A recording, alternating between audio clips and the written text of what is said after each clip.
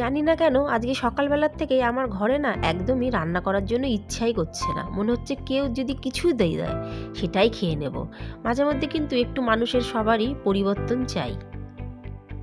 মেয়ে মানুষ বলে কি আমার কোনো ইচ্ছা নেই? আমারও ইচ্ছা আছে, কিন্তু ইচ্ছার দামটা দেওয়াটাই কঠিন।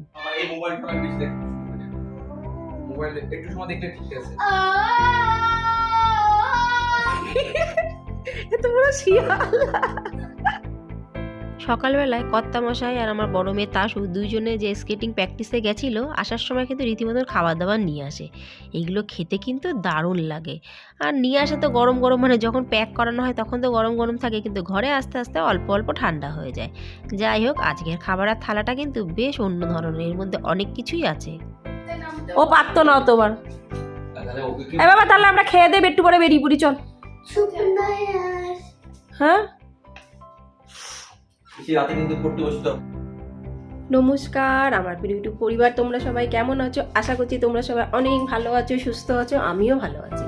আমি সুপ্রিয়া, আমি তোমাদের সবাইকে আমন্ত্রণ জানাই নাসিকের ঘরকন্যার একটি নতুন ব্লগে। যে প্রান্ত থেকে আমার ভিডিওটি, আমার ব্লগটি দেখছো, আশা করছি তোমরাও সবাই অনেক ভালো আছো। আজকে রবিবার, কর্তামশাই বড় মেয়ে চলে গেছে, যা রবিবারের প্রতিদিনকার যে শিডিউল স্কেটিং প্র্যাকটিসে, ওরা চলে যায় 6:30টার মধ্যে, মানে তখন নাসিকে ঘুটঘুটে অন্ধকার। করতেই হবে, করতে হয়, চলে যায় আনন্দ সহকারে। আমি আর আমার ছোটো মেয়ে ঘুমায়। আর আজকে ঘরে সেরকম কোনো কাজ বাজ তোমাদের সাথে আমি শেয়ার করবো না, কেন কি অনেকগুলো কাজ, বাইরের কাজ বাকি আছে যেগুলো করতে হবে। এখানে অনেকগুলোই জামা আছে, আমি মাঝে মাঝেই জামাগুলো দিয়ে আসি, যেগুলো ধরো ইউজ হয় না সেইগুলোই আমি ফেলি না, নষ্ট করি না, যাদের প্রয়োজন তাদের কাছে পৌঁছে দিয়ে আসি। তো আজকেও ভাবলাম যে হাতে বেশ খানিকটা সময় আছে, ঘরের দিকে কাজ কম আছে, আজকে যাবো অনেকগুলো কাজ করতে। প্রথমে তোমাদের বলে দিলাম, তো এইগুলো দেখো,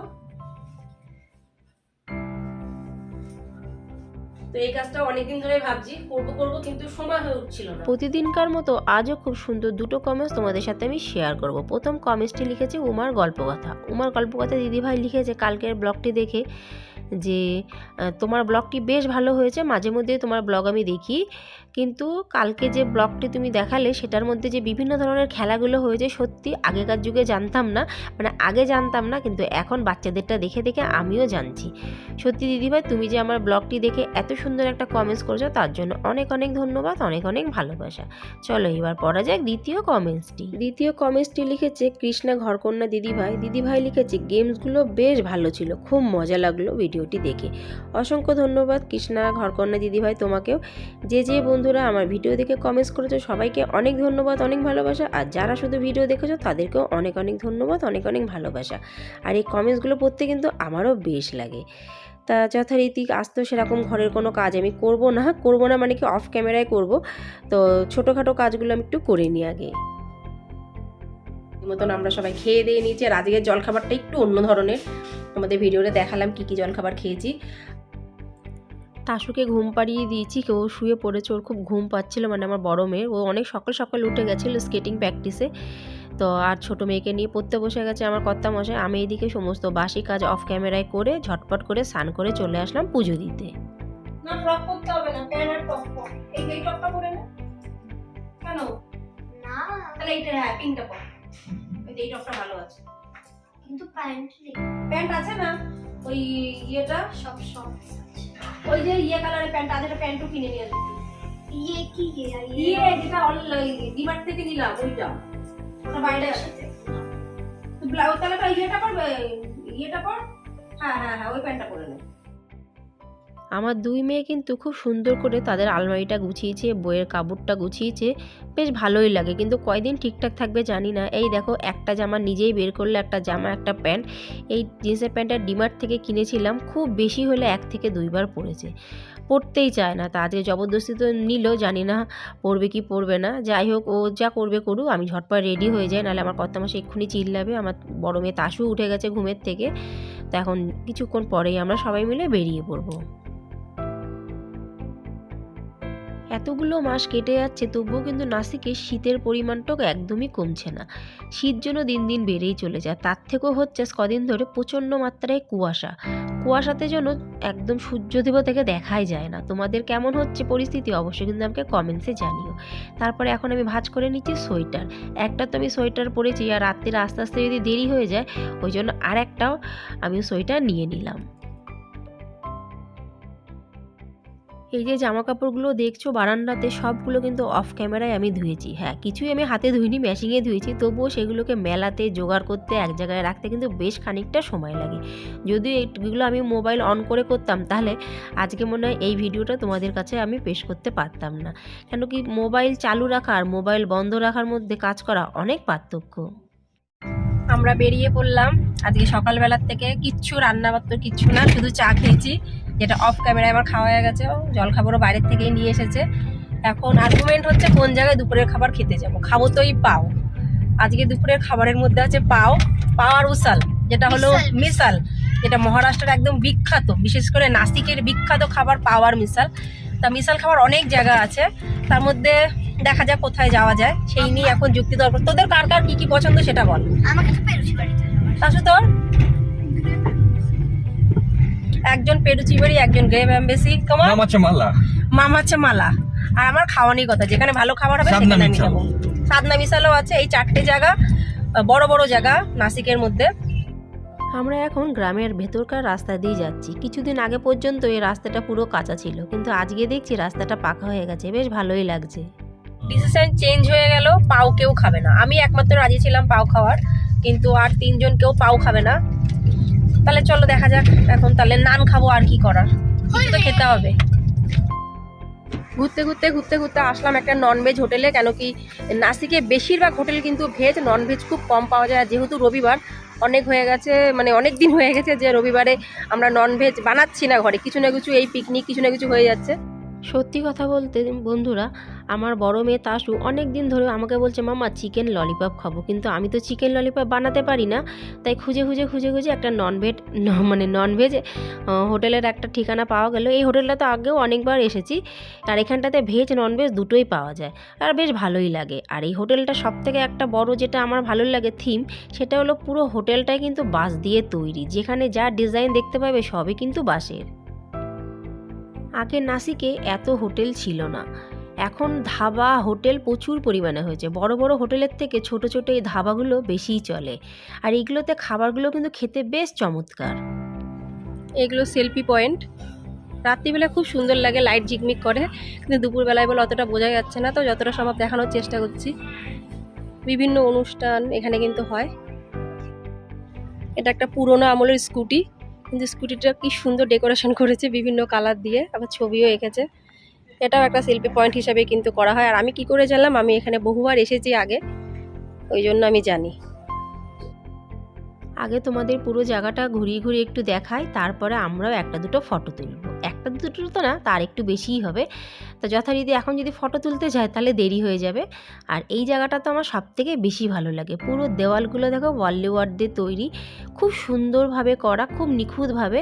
আর এই কারুকার্যটা কিন্তু সব জায়গায় দেখা যায় না।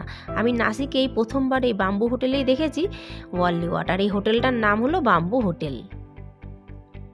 যেহেতু পুরো হোটেলটার থিমই হলো বাম্বু দিয়ে তৈরি, আর ছোট বড় যেখানে যাই দেখতে পাচ্ছ না কোনো সবই কিন্তু বাম্বু দিয়ে, মানে বাঁশ দিয়ে, ওই জন্য হোটেলটার নাম বাম্বু। এই জায়গাটা দেখো, এই জায়গাটা কিন্তু বেশ সুন্দর। পুরো একটা বড় পরিবার এখানে খাওয়া দাওয়া করতে পারে, পুরো খাটিয়া বসা জলচৌকি টাইপের, খুবই ছোট ছোট,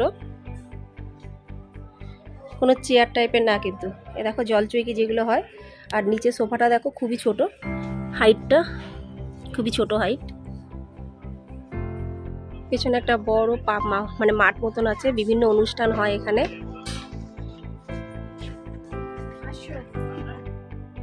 ভিডিও নেওয়া হয়ে গেল, এবার চলো খাওয়া যখন যাওয়া যাক, মেনু সেটিং করতে হবে। আমি এসে দেখলাম অলরেডি আমার কর্তামশাই 2 মেয়েকে নিয়ে মেনু কার্ড নিয়ে বসে পড়েছে। তা যাই হোক, ওরাই ঠিকঠাক করুক, কেন কি আমি তো এদিক ওদিক ঘুরছিলাম, ঘুরে ভিডিও নিচ্ছিলাম, মেনু দেখতেও বেশ খানিকটা সময় লাগে। তা সবার প্রথমে চলে আসলো চিকেন ললিপপ, যেটা খাওয়ার জন্যেই কিন্তু এখানে আমাদের মেন আসা। আর এখানটায় এই হোটেলটা যে মানে এখানে যে ধাবাগুলো আছে না, সেইগুলোতে একটু কম পয়সার মধ্যে ভালো ভালো খাবার কিন্তু পাওয়া যায়, আর একদম সিটির মধ্যে গেলে গলা কাটা দাম। তা আমাদের মতন মধ্যবিত্ত মানুষের ক্ষেত্রে ওগুলো তো সম্ভব না, শখ ইচ্ছা তো সবারই থাকে, তাই নিজের আয় অনুযায়ী কিন্তু ব্যয় করাটা উচিত।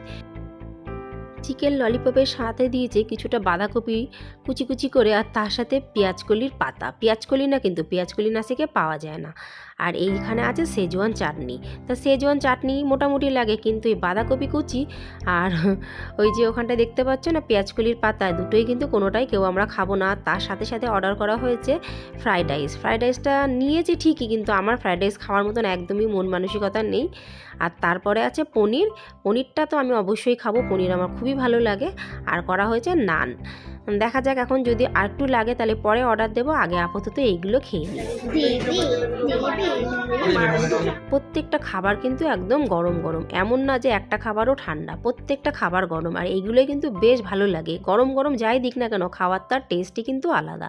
তা সবার আগে পনির দিয়ে নান দিয়ে খাচ্ছি। সত্যি বন্ধুরা কি বলবো, পনিরটাও খুব সফট, আর নানের যে টেস্টটা মানে নানের তো পনিরের তো নিজস্ব কোনো টেস্ট নেই, কিন্তু পনিরের যে সবজিটি বানিয়েছে সবজিটা কিন্তু খেতেও বেশ দারুণ। তার সাথে সাথে আছে গোল গোল করা এই যে রিং পেঁয়াজ আর লেবু।